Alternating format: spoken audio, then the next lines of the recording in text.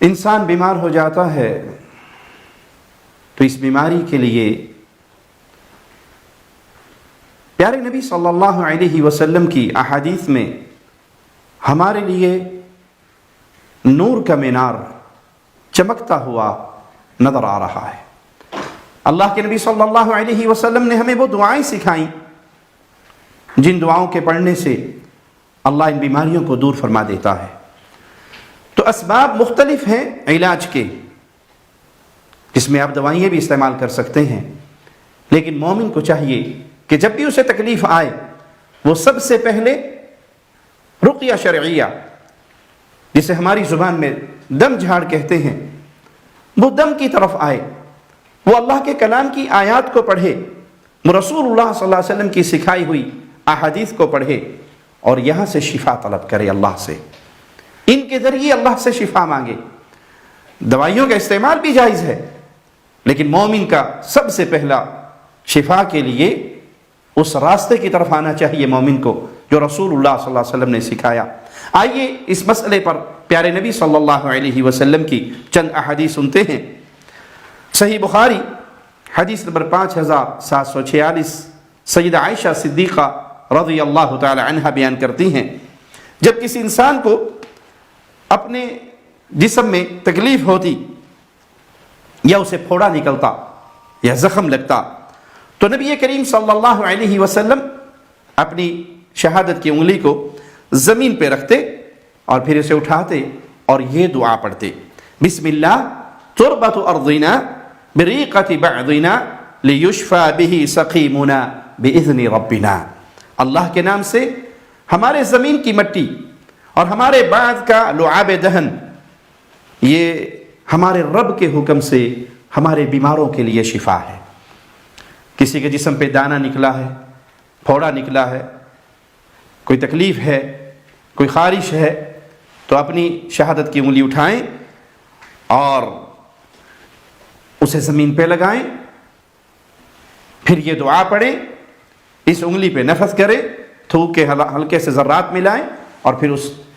مریض کی اس جگہ پہ رکھ کر یہ دعا پڑھیں تو اللہ اپنی رحمت سے اس بیماری سے شفا عطا فرمائے گا۔ سیدہ عائشہ بیان کرتی ہیں، انہوں نے کہا کہ جب رسول اللہ صلی اللہ علیہ وسلم بیمار ہوتے تو جبرائیل علیہ السلام تشریف لاتے اور آپ کو دم کرتے۔ اللہ کے نبی بیمار ہوتے، معنی آپ بشر ہیں، اللہ کے بندے ہیں، انسان ہیں، جو انسانوں کو تکلیفیں ہوتی وہ تکلیفیں رسول اللہ صلی اللہ علیہ وسلم کو بھی ہوتی، تو سیدنا جبرائیل آتے اور رسول اللہ صلی اللہ علیہ وسلم کو دم کرتے۔ آئیے دم کے وہ الفاظ سنتے ہیں، بسم اللہ یبریک ومن کل داء یشفیک ومن شر حاسد اذا حسد وشر کل ذی عین۔ اللہ کے نام سے وہ آپ کو بچائے اور ہر بیماری سے شفا دے، اور حسد کرنے والے کے شر سے جب وہ حسد کرے، اور نظر لگانے والی ہر آنکھ کے شر سے اللہ آپ کو محفوظ فرمائے۔ تو کسی بیمار کو آپ دیکھیں تو یہ رسول اللہ صلی اللہ علیہ وسلم کی سکھائی ہوئی دعا پڑھ کر اس بیمار کو دم کریں، اللہ اپنی رحمت سے اسے شفا عطا فرمائے گا۔ سیدہ عائشہ رضی اللہ تعالی عنہ بیان فرماتی ہیں، اور یہ حدیث بھی صحیح بخاری میں 5016 نمبر روایت ہے، کہ جب رسول اللہ صلی اللہ علیہ وسلم بیمار ہوتے، آپ کو تکلیف ہوتی، تو آپ سورۃ فلق اور ناس کی تلاوت کرتے، اپنے ہاتھوں پہ دم کرتے اور اپنے ہاتھوں سے اپنے جسم پہ دم کر لیتے۔ جب رسول اللہ صلی اللہ علیہ وسلم کی بیماری بڑھی، تکلیف زیادہ ہوئی، تو سیدہ عائشہ فرماتی ہیں، کنت اقرأ علیہ وامسح بیدہ رجاء برکتها، تو میں اللہ کے نبی صلی اللہ علیہ وسلم کے لیے سورۃ فلق اور سورۃ ناس کو پڑھتی،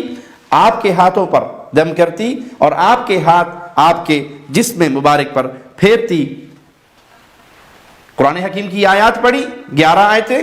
اور اللہ کے نبی صلی اللہ علیہ وسلم کے مبارک ہاتھوں کو آپ کے جسم پر پھیرتی۔ قرآن کی برکت اور میرے نبی صلی اللہ علیہ وسلم کے ہاتھوں کی برکت، میں اللہ سے امید کرتی کہ اللہ آپ کو شفا عطا فرماتا۔ یہ سیدہ عائشہ رضی اللہ تعالی عنہا کا معاملہ پیارے نبی صلی اللہ علیہ وسلم کے ساتھ۔ اے پیاری بہن، آپ کے لیے یہ آئیڈیل ہے آپ کے خامن کو تکلیف ہے، بیمار ہے، تو آپ اس پر سورۃ فلق اور سورۃ ناس پڑھیں اور اس کا دم کریں، اپنے ہاتھوں پہ دم کر کے اس کے جسم پہ پھیریں، پانی پہ دم کر کے وہ پانی اسے پلائیں۔ تو تکلیف کے اندر جہاں ہمارا ذہن سب سے پہلے دوائی کی طرف جاتا ہے، تو ہونا یہ چاہیے کہ تکلیف کے اندر سب سے پہلے ہمارا ذہن اللہ کے کلام کی طرف جائے، نبی کریم صلی اللہ علیہ وسلم کی احادیث، آپ کی سکھائی ہوئی دعائیں، ان کی طرف جائے۔ دوائیں بھی استعمال کریں، اس سے شریعت نے منع نہیں کیا، لیکن سب سے پہلے اپنا رشتہ اللہ کے کلام اور پیارے نبی صلی اللہ علیہ وسلم کی سکھائی ہوئی احادیث سے جوڑیں۔ صحیح مسلم حدیث نمبر 2202، سیدنا عثمان بیان کرتے ہیں کہ رسول اللہ صلی اللہ علیہ وسلم کے پاس آئے، ان کو جسم میں تکلیف تھی، اپنی تکلیف کی شکایت کی، تو آپ صلی اللہ علیہ وسلم نے فرمایا جہاں تجھے تکلیف ہے اپنا ہاتھ وہاں رکھ اور 3 دفعہ کہہ بسم اللہ بسم اللہ بسم اللہ، اور پھر اس کے بعد 7 دفعہ یہ الفاظ کہہ اعوذ باللہ وقدرتہ من شر ما اجد واحاذر۔ یہ دعا 7 مرتبہ پڑھو، 3 دفعہ بسم اللہ پڑھو، اور جہاں بھی درد ہے، سر میں درد ہے، جسم میں درد ہے، ٹانگ میں درد ہے، آپ کے جسم میں کہیں بھی تکلیف ہے، اپنے دائیں ہاتھ کو اس تکلیف کی جگہ پہ رکھیے اور 3 دفعہ کہیے بسم اللہ بسم اللہ بسم اللہ، پھر اعوذ باللہ وقدرتہ من شر ما اجد واحاذر۔ یہ دعا پڑھ کے اپنے اس حصے پہ دم کر لیں، نفس کر لیں، اللہ اپنی رحمت سے شفا عطا فرمائے گا۔ سیدنا انس بیان کرتے ہیں کہ رسول اللہ صلی اللہ علیہ وسلم نے